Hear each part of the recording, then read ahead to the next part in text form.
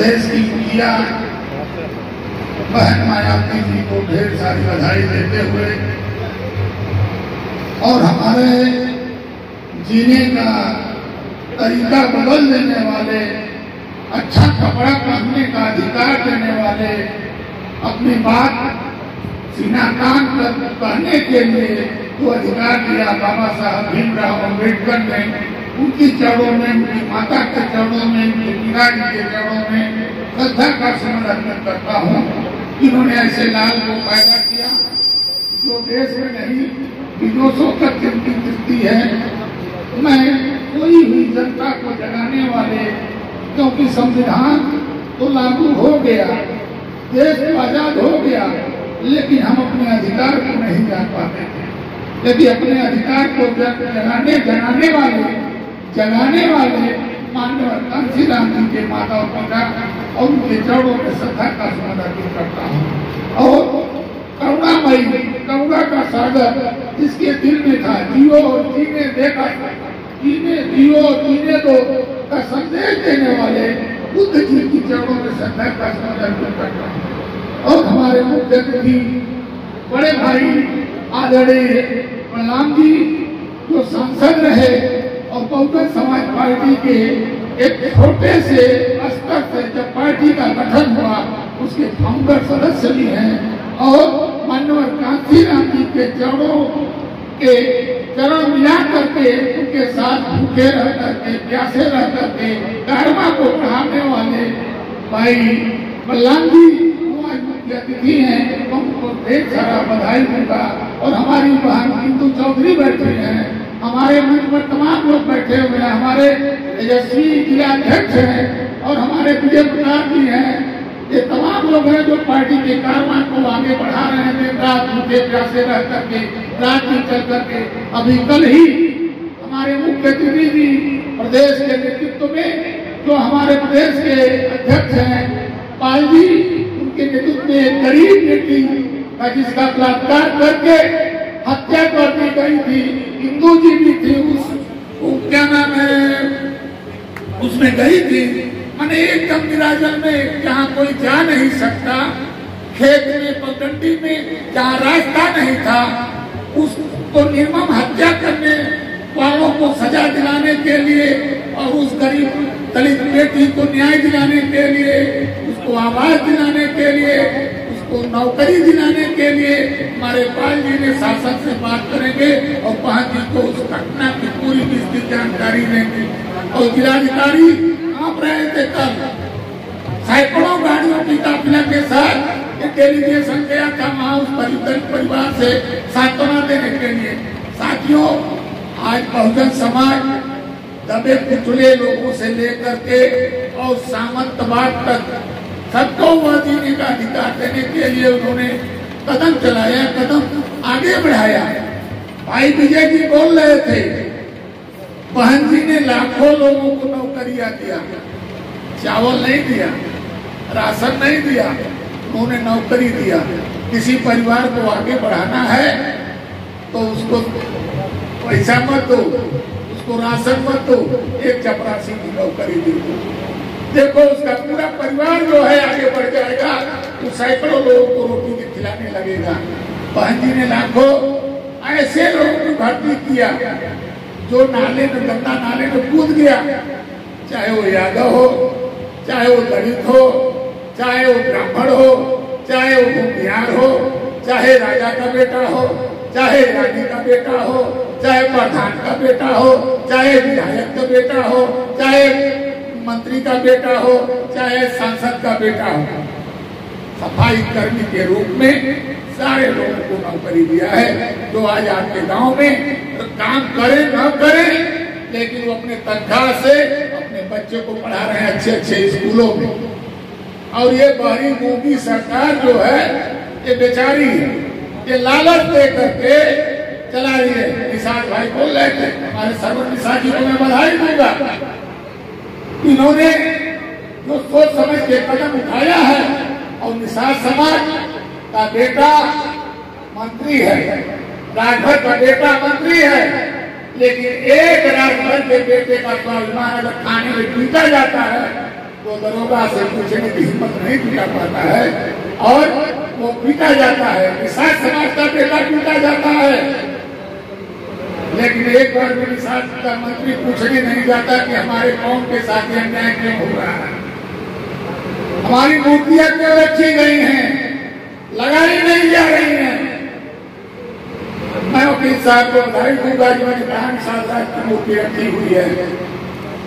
साथियों, आप बहुजन समाज पार्टी की सरकार बनाओ और देखो किसकी मूर्ति नहीं लगती है। बहन जी ने आए लखनऊ में, दिल्ली में, जो नोएडा है, जितने पिछड़े समाज, दलित समाज के मुख्य पुरनिया थे जिन्होंने शिक्षा का अधिकार दिया, फूले जी, माता फूले जी की पत्नी, सबकी मूर्तियां उन्होंने लगाई। कोई ऐसा पिछड़े वर्ग में, दलित वर्ग में ऐसा ऋषि महर्षि नहीं है जिसकी मूर्तियां लखनऊ में नहीं लगी। उस पे लोग नारा लगाते थे कि हमको जिता दीजिए तो हम वहां खाना बनाएंगे। हिम्मत हो तो जाओ। मैं कहता हूँ हिम्मत है तो एक मूर्ति हटा के देख लो बीजेपी के लोगों, तुम्हारी सारी मूर्तियां पता नहीं कहाँ गायब हो जाएगी, पता नहीं चलेगा। ये सम्मान देने वाली पार्टी है, सम्मान लेने वाली पार्टी नहीं है। बहन जी की देन है, बाबा साहब का आजकल सब लोग रट रहे हैं। यहाँ से जो भी लोग हो, मैं नाम लेना नहीं चाहता। साथियों, सबसे 12 में जब सरकार बनी तो आज जो बाबा साहब भीमराव अम्बेडकर की दुहाई दे रहे हैं, दलित का कोटा जो रिजर्वेशन का था, प्रोन्नति का सबसे पहले वापस उन्होंने किया। लाखों लोग अवनति की तरफ चले गए। आज वो प्रोन्नति हो जाते, आज तो रख रहे हैं कि हम बाबा साहब भीमराव अम्बेडकर की के अनुयायी हैं, हम उनको चाहते हैं, लेकिन उनके यहाँ कार्यक्रम नहीं होता है। मैं कहना चाहूंगा कि प्रलोभन आते रहे हैं। एक झरबैया पैदा किया गया है, झरबैया जाते हैं हम लोग, तो जाते समय कहीं फंस जाता है। वो बहुजन समाज को भ्रमित करने के लिए उसको हेलीकॉप्टर से घुमाया जाना है। बहन जी, बहन मायावती जी, मान्यवर कांशीराम जी जब सोई हुई जनता को जगाने का काम किया, तुम तो हेलीकॉप्टर चाहते तो वो भी हेलीकॉप्टर से घूम सकते थे, लेकिन किसी की गुलाम के अंतर्गत गुलामी स्वीकार करते तो वो भी हेलीकॉप्टर से घूम सकते थे, लेकिन अपने समाज को सोई हुई लाखों कौम को जगा नहीं पाते। अपने तो जग जाते, अपने परिवार को जगा देते, अपने तो राजा बन जाते, विधायक बन जाते, मंत्री बन जाते, लेकिन सोई हुई जनता जिसके कमर में झाड़ू बांधा जाता था पहचान यही थी, जो सर पर मैला ढोता था वही पहचान थी। लेकिन उस पहचान को हटाने वाले बाबा मान्यवर कांशीराम ने सरकार पर कब्जा किया। उन्होंने कहा सत्ता हमारा है, हम सत्ता की चाबी नहीं बनेंगे, सत्ता हम ताला चाबी दोनों अपने पास रखेंगे, जब चाहेंगे खोलेंगे, जब चाहेंगे बंद कर देंगे। और करके दिखा दिया। बहन मायावती जी को एक दलित की बेटी, तमाम फिकर पसी कुछ लोग करते हैं नौजवान। मैं पूछना चाहता हूँ, एक जवान बेटी गांव में अगर शादी नहीं करते, अगर गरीबों की मदद करती है तो उसको लोग कितना उछालते हैं गंदे निगाह से। लेकिन बहन मायावती जी ने अपनी जनता के लिए, अपनी कौम के लिए उन्होंने शादी करके घर बसाना स्वीकार नहीं किया। उन्होंने कहा मैं अपनी जवानी से लेकर बुढ़ापा अपने कौम के लिए दे दिया हूँ, और अंतिम दौर पर जब तक सांस चलेगी तब तक मैं अपने समाज के लिए जिंदा रहूंगी और काम करूंगी। साथियों, आपको याद होगा जब सरकार बनी थी, यही IAS, यही PCS, यही दरोगा जब हमारा कार्यकर्ता जाता था तो गाड़ी से घर तक भेजता था, लालटेन लेकर के गांव में घूमता था, काम कहाँ कराना है, बहन जी का गाज किस पर गिर जाएगा। बहन जी ने गुंडों को ऐसा ठिकाया, उन्होंने कानून का राज चलाया। आज तो जंगल राज है। देखिए रोज कहीं न कहीं कोई हत्याएं हो रही हैं। रोज बलात्कार हो रहा है।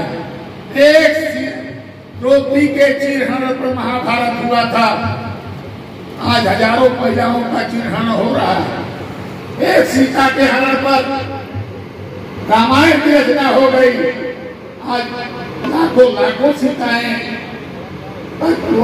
अपहरण हो रहा है, बलात्कार हो रहा है, हत्या हो रहा है।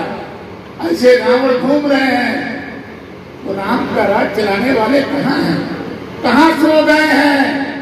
मैं आपसे पूछना चाहता हूँ। तो आप अगर जब जाएंगे, मैं आपसे कहना चाहता हूँ, बहन जी ने सर्वप्रथम इसी आजमगढ़ में जब बहुजन समाज पार्टी बनी थी, तो रामकृष्ण यादव को माननीय कांशीराम और मायावती जी ने टिकट दे के जिताया था। और जबरदस्त दो बड़े बड़े यादव जी लड़ रहे थे, और मान्यवर इसी बसपा से रामकृष्ण यादव लोकसभा में जीत गए थे।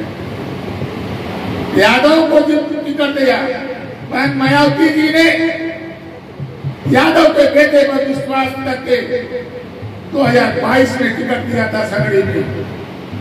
दलित समाज ने मुझे गोद उठा लिया, लेकिन यादव समाज ने मुझे नदी में डुबाने का काम किया है। पछता रहे हैं, रो रहे हैं लोग। लेकिन साथियों, वो हर समाज के लोगों को जगाती हैं कि जागो, जाओ, अपने समाज को जोड़ लो, एमएलए बन जाओ, विकास करो। लेकिन समाज जब नहीं जागेगा तो कहाँ जाएगा? गड्ढे में नहीं गिरेगा। न विकास होगा, न नाली बनेगी, न खर्चा लगेगा, न रास्ता बनेगा, न स्कूल बनेगा, न नौकरी में भागीदारी के लिए लड़ाई लड़ेगा। तो बहन जी यादव के बेटे आजमगढ़ में 3 बेटों पर विश्वास जगाया था, और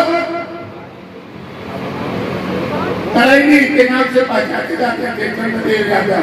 तुम्हारे 4 पार्टी कर दिया, 2 बार जीते, मंत्री बनाया। श्यामलाल यादव आपने उस बार बिना विधायक मंत्री बनाया था उनको, किसने बनाया था? मायावती। समाज के बेटे को, निषाद समाज के बेटे को यहीं से विधायक बनाया, विभूति निषाद मंत्री बनाया। तो आप निषाद समाज सीना तान के कहता था कि विभूति निषाद मेरा भाई है, मेरा लड़का है, मेरा चाचा है। कहता था कि नहीं कहता था?